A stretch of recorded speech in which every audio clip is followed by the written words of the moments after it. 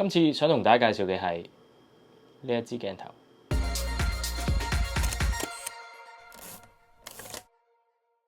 中意睇我嘅頻道，又或者我嘅影片嘅話咧，記得訂閱同埋撳翻個鐘仔啦。有能力而又想識我嘅話，可以透過 FPS、PayMe、PayPal 經濟上支持一下我嘅。Hello YouTube，大家好，歡迎收睇 MF101，我係 Anakin。相信大家咧之前咧都有機會睇過我介紹 GR1S 嘅嗰條影片㗎啦。咁但係如果你未睇嘅話，都唔緊要嘅，可以喺睇呢條片之前又或者之後睇翻嗰條片嘅。咁但係今日嘅主角咧，的確係同 Ricoh 嘅 GR1系列有非常大嘅關聯啦。咁呢支鏡頭咧，其實咧就係 Ricoh 喺1997年為到 LTM mount 所推出嘅一個限量版嚟㗎啦。銀色咧總共做咗2000支，而黑色咧都有1000支嘅。咁呢一個盒入邊嘅咧就係黑色嘅版本，而且睇翻序號咧，呢一支係第62支嚟嘅。咁今次嘅呢支鏡頭咧，確確實實係我自己本人課金翻嚟，唔係問人借，亦都唔係廠商借俾我嘅。廠商咧亦都冇乜呢一支鏡頭嘅資料可以提供到俾我。咁所以大家喺呢條片睇翻嚟嘅內容咧，就分別會由一啲網上嘅資料啦，一啲我以前搜羅翻嚟嘅攝影書啦，同埋我嘅個人使用感集合而成嘅一條精華片嚟嘅。好，即刻同大家開箱先。咁首先咧，佢係一個紙套住咗嘅，然後咧就已經係個盒嘅真身啦，都係有少少令面嘅。大家見到寫住 GR1S 28mm f2.8 啦。咁然後打開，大家睇到嘅第一樣嘢會係說明書。咁呢個說明書咧，除咗有日文之外咧，其實咧佢嘅另一邊咧係英文嚟嘅。咁呢個說明書咧，我會 scan 完之後放喺度俾大家睇噶啦。咁大家咧就可以睇到呢一支鏡頭嘅真身啦，同埋其實佢係一個28mm嘅光學 viewfinder 嘅。咁好啦，鏡頭一轉咧，而家咧已經放大咗少少個畫面啦。大家睇到啦，鏡頭嘅前蓋係金屬嘅，而且上高咧印咗 GR 字樣喺度。拎開個鏡頭蓋先，我哋咧就會見到鏡頭嘅本身啦。而呢個鏡頭咧已經可以望到一個圓形嘅遮光罩啦。咁呢一個遮光罩咧，其實係專係為到呢一支鏡頭而做嘅。佢係一個金屬嘅遮光罩啦，同鏡身嘅物料一樣，都係用黃銅嘅，所以咧拎上去係幾聚手嘅。咁佢係一個 screw-in type 嘅遮光罩啦，而呢一個 screw-in 嘅 filter thread 嘅位置咧係40.5mm 啦。咁大家咧可以睇到呢一個遮光罩咧，其實咧係大約咁樣嘅樣嘅。點解 fold 唔到嘅咧？好啦，可能因為太近啦，好啦，放低佢。總之大家就有個 idea 佢係咩樣啦。然後啦，當然咧，如果大家要上 filter 嘅話咧，我係會建議買薄少少嘅 filter 嘅，因為呢一個 filter thread 咧鏡頭咧就只有0.5mm 嘅啫。咁所以如果你買太厚嘅 filter 裝上去嘅話咧，有可能會令到呢支鏡頭本身已經有嘅暗角咧更加嚴重嘅。咁我哋睇下啦，鏡頭咧嘅光圈最大咧係2.8啦。一路咧可以去到16嘅。咁由於佢做一個連動對焦喺呢支鏡頭度啦，所以咧佢嘅最近對焦距離咧就只能夠做到0.7米啦。咁大家都睇到啦，呢個鏡身咧其實係有一個對焦嘅月牙喺度嘅，同大部分 Leica 又或者係 M mount 嘅鏡頭，又或者係其他 LTM mount 嘅鏡頭一樣咧，有月牙咧其實係好方便大家進行一啲快速嘅對焦嘅。咁好啦，再睇翻下邊嘅呢一啲數字啦，就係呢一個鏡頭嘅超焦距嘅顯示啦。咁我自己咧比較中意用5.6嘅，呢一個原因咧陣間就會同大家講噶啦。咁好啦，去到鏡尾嘅地方啦。咁顧名思義，佢係 LTM mount 啦。咁其實咧佢個鏡頭蓋咧都係 screw 嘅。咁但係咧我係冇用任何 LTM 嘅機身嘅。咁大家要點樣用呢支鏡頭咧？好簡單嘅啫，你可以買一個好似我咁樣嘅原廠 Leica 嘅 LTM 去 M mount 嘅28mm 嘅 adapter 啦。咁呢個 adapter 咧，你淨係需要跟翻個尾咁樣擰到實啦。然後咧我就會褪翻呢個鏡尾蓋出嚟咧。呢支鏡頭而家就已經變咗做一支 M mount 嘅28mm 2.8㗎啦。咁講翻呢個鏡片設計先，其實咧佢係做一個準對稱型嘅設計嘅，係用7片4組嘅雙非球面鏡片設計啦，而且鏡片咧亦都做咗一個 multi-code 嘅處理嘅。光圈葉方面啊，佢係有10片嘅，所以咧都有一個比較圓嘅散景，但係唔好意思啦，呢支鏡頭咧其實係比較難做散景出嚟嘅。咁頭先亦都提到啦，佢嘅 filter thread 啦係用一個40.5mm 嘅直徑啦，咁所以大家可以用翻一啲比較細少少嘅 filter 啦，亦都唔會話太難買嘅40.5。而呢支鏡頭咧，由於佢係全黃銅製，好細支，佢個重量咧都只有180g 重嘅啫。咁大家可以睇到，其實呢支鏡頭咧拎上手咧係比較薄身嘅。如果咧只係計裝咗上機身之後嘅呢一個距離嘅話咧，其實支鏡頭突出嚟，大家會掂到嘅位置咧只有2.12cm 嘅啫。咁但係如果你要計埋呢一個鏡尾突出嚟嘅呢一個鏡尾組嘅話咧，其實成支鏡頭咧係有3.2cm 嘅高度或者厚度啦，睇你點叫啦。咁呢一個概念係咩概念咧？其實咧就等同你拎一筒菲林嗰個筒咁樣啦。個菲林筒咧其實咧都已經係厚過呢支鏡頭噶啦。咁所以呢支咧係一支非常之薄嘅28mm 餅鏡嚟。咁鏡頭講完啦，擺過嚟呢度先，然後啦，我哋就睇一睇呢一個嘅 viewfinder 啦。呢個 viewfinder 咧，其實同樣地咧，佢都係黃銅製造嘅，非常之聚手嘅。拎上去其實佢都有88.5g 重嘅，原來都唔少嘢嘅。咁而呢一個 viewfinder 咧，專用咧，其實佢係寫到明係淨係28mm嘅 frame line 嘅啫。咁有用開呢啲光學取景嘅朋友咧，應該咧都會幾中意呢一隻 texture 嘅 viewfinder 嘅。咁事不宜遲啦，即刻咧就裝上部機上邊俾大家睇下啦。咁好啦，裝咗上 M6之後咧，個樣咧就大約係咁樣嘅。咁其實咧最重要嘅重點咧就係呢支鏡頭真係好薄嘅，大家可以留意翻啦。佢同個 grip 咧基本上咧係差不多厚嘅啫，咁所以咧喺使用上邊咧街拍咧係會幫你減輕咗好多嘅重量。而呢支鏡頭由於佢咁輕便，又有好好嘅光學表現啦，所以咧佢都好適合帶去行山用嘅。咁 which 我都係有帶佢去行山用嘅。由於佢限量版啦，而我亦都唔打算買佢嘅時候咧，所以我會喺呢一個鏡頭前邊咧加翻頭先大家睇過嘅嗰一個 filter 啦。咁呢個 filter 最主要咧都係做一個保護前肉嘅一個功能嘅啫。咁當然會有少少反光嘅情況出現嘅。如果大家會係夜晚做一啲街拍嘅話咧，就建議唔好用 filter 啦。咁因為我多數咧係拎呢支鏡頭喺日頭用同埋行山用嘅，咁就唔會對呢一個畫質造成一好大嘅反光嘅影響啦。咁熟我嘅朋友咧都更加知道咧，我都唔會就咁出街嘅，我一定咧係會加翻個遮光罩嘅。咁所以咧嚟緊落嚟咧，先係真真正正我會帶出街嘅模樣，就係咁樣啦。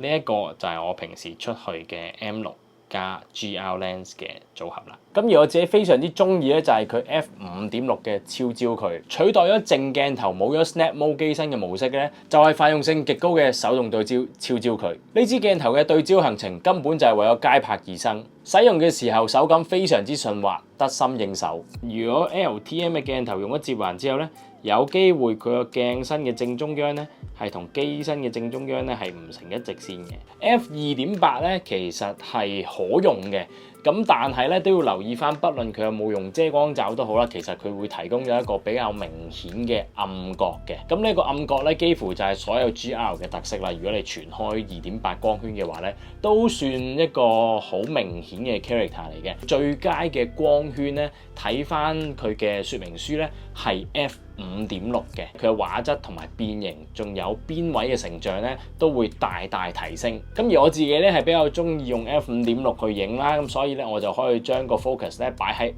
米嗰度，令到咧拍攝嘅時候咧，大約2.5米至無限遠咧都可以用到超焦距而中 focus 嘅。喺 mon 上邊嘅呢一張相咧，其實咧就係我用 GFX 嘅50R 配呢一支鏡頭影嘅。咁換言之咧，就係呢支鏡頭咧，其實某程度上咧係可以 cover 到4433嘅 sensor 嘅，但係咧佢唔係完全 cover 到嘅喎。如果你用翻4:3呢個比例影嘅話咧，佢係會出現黑角嘅。但係假如你將佢 crop 咗做16:9去做拍攝嘅話咧，你係得到一個叫做得啲咁多嘅暗角表現嘅一個16:9 22mm 左右嘅一個等效成像啦。咁即係話，如果配合好似 GFX50R 呢一種咁薄嘅機身嘅話咧，呢一支咁輕巧嘅鏡頭咧，其實可以做到一個介乎於超廣角嘅街拍組合俾大家嘅。咁呢支鏡頭咧，其實咧都有紅雜嘅問題出現喎。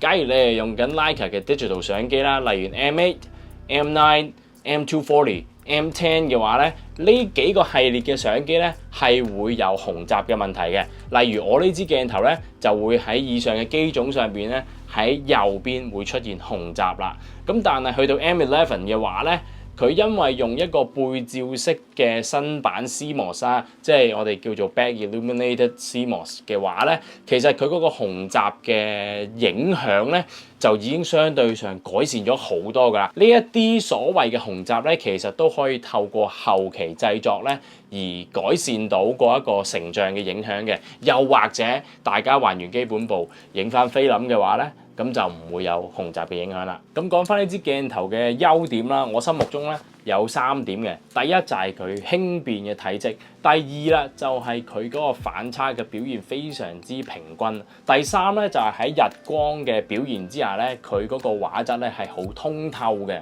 而即使咧你喺2.8光圈 focus 喺無限遠嘅情況之下進行 snap 嘅話咧，你會大約得到7米至無限遠呢一個距離入邊所有嘅嘢咧都係中 focus 嘅超焦距嘅。咁呢一個咧其實好方便大家突然之間有啲咩突發嘢發生，但係你有嘢想要影嘅話咧，你可以唔 focus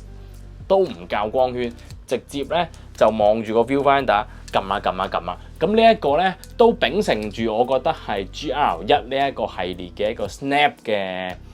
精神喺入邊啦。咁而且呢一支鏡頭咧同市面上其他28mm 2.8光圈嘅鏡頭比咧，其實佢都係非常之輕巧嘅一個體積嚟嘅。甚至乎如果大家想同翻 Leica 原裝嘅 MR 28mm 2.8去比嘅話咧，我咁講，你揀任何一支啦，都唔會比呢一支鏡頭細嘅。咁而同呢一支鏡頭差唔多體積、差唔多規格嘅對手咧，其實就只有 Minolta 出嘅一支28mm 3.5嘅鏡頭，咁但係嗰支係3.5，咁而手感上咧都係呢一支 Ricoh 嘅 GR 咧會比較摸上去實淨啲同埋高級少少嘅。咁講完優點啦，一定要好中立咁樣講翻少少缺點啦。就係呢一支鏡頭咧，其實唔能夠應付超高解像力嘅一個畫質啊。而第二點咧就係佢冇乜散景嘅表現。第三點咧就係佢個逆光表現咧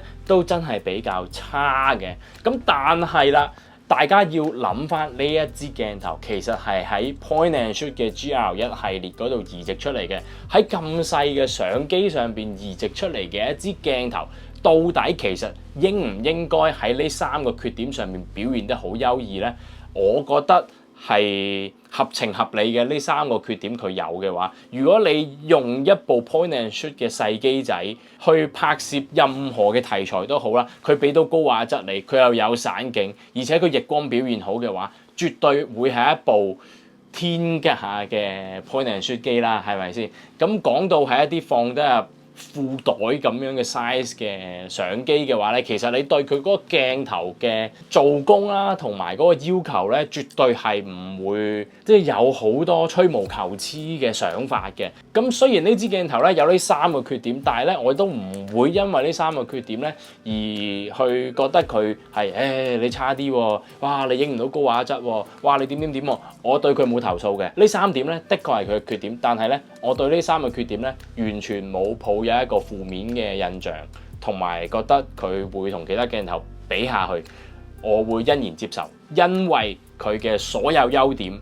我愛佢嘅所有嘢，包括佢嘅缺點，我都愛。講到買呢支鏡頭嘅其中一個最大嘅原因，我夠膽講喺香港入邊，我都算係其中一個最中意、最熱情、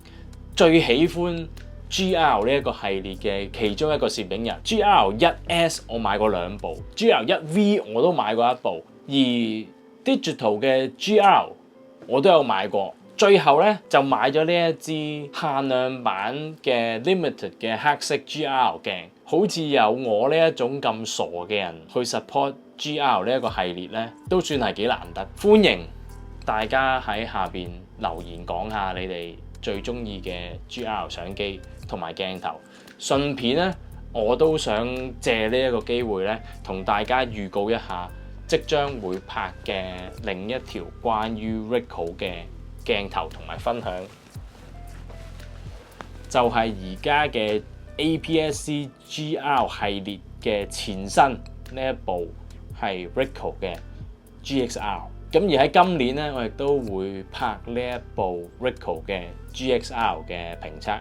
俾大家睇嘅。咁而去到呢條片嘅最後一 part 啦，就係想同大家講下點解我會之前放棄咗 GR1S 呢部相機，賣咗俾 Lester， 轉而購買呢一支特別版嘅 GR Lens 啦。第一嘅最大原因就係我真係好中意 GR 呢一個系列嘅所有產品嘅，因為佢買嘅唔係淨係一個攝影嘅工具咁簡單，佢買嘅係可以俾你同你嘅朋友、家人，甚至乎係情人去拍攝一啲日常生活嘅一個記錄，而且佢又可以帶去行山，好輕便咁樣喺你個袋度俾到一個28mm 2.8嘅畫質表現。你去進行一啲拍攝啦，而且佢又好適合街拍喎。which is 其實街拍咧唔係我最在行嘅一個創作嚟嘅，但係有咗 GR 嘅機身之後咧，令到我都嘗試去 enjoy 啦。咁直到換咗呢一支 GR 鏡之後咧，俾到我更加多唔同關於街拍甚至乎行山拍攝嘅一個體驗我嘅。由於 GR1 呢個系列嘅機身咧，終究係會壞嘅。佢係一部咁細嘅 point and shoot 機啦，而入邊有好精密嘅一啲電子嘅設計啦。假如你跌跌碰碰，又或者不停去使用佢，點都會有勞損同埋會有一個需要維修嘅時候啦。咁而 GR1 呢個系列咧，雖然唔係話維修唔到嘅而家，但係會花好多嘅錢啊、時間啊同埋心機去整嘅話咧，咁最後咧我就決定揀咗呢一支鏡頭。呢一支鏡頭咧真係冇乜嘢係可以進行維修嘅，除咗你話你跌過撞過，佢嗰個光圈葉有問題唔順，對焦環有問題唔順，光圈環有問題唔順之外咧，其實佢冇電子嘅零件喺入邊咧，幾乎係唔會需要維修同埋唔會壞嘅。咁為咗要保存呢一個 GR 嘅精神喺我嘅心入邊咧，我最後係揀咗去買呢一支限量版1000支嘅黑色 GR Lens 嘅。咁而 GR Lens 咧，除咗28mm 之外咧，亦都有21mm 3.5嘅 LTM 版本嘅。不過咧，我就暫時未購入嗰支鏡頭啦，因為始終21mm 俾我嗰個感覺咧，冇28mm嘅 GR 嚟得咁 iconic 同埋用得咁順啊。咁而我想講 Ricoh 呢一個牌子，佢製造 GR 呢一個系列，除咗佢本身想有一個街拍嘅模式俾我哋去感受佢 GR Snap 嗰個體驗之外咧，其實不知不覺地咧，呢一個系列咧喺我哋攝影人嘅心目中咧，都定下咗一個拍攝日常生活、記錄我哋生活細節嘅一個體驗啦，又甚或乎係一個 partner 啦。咁 GR 呢一個系列嘅相機同埋鏡頭啦，帶到俾我嘅除咗係攝影嘅體驗同埋一堆作品以外咧，其實更重要嘅係一堆好珍貴嘅回憶。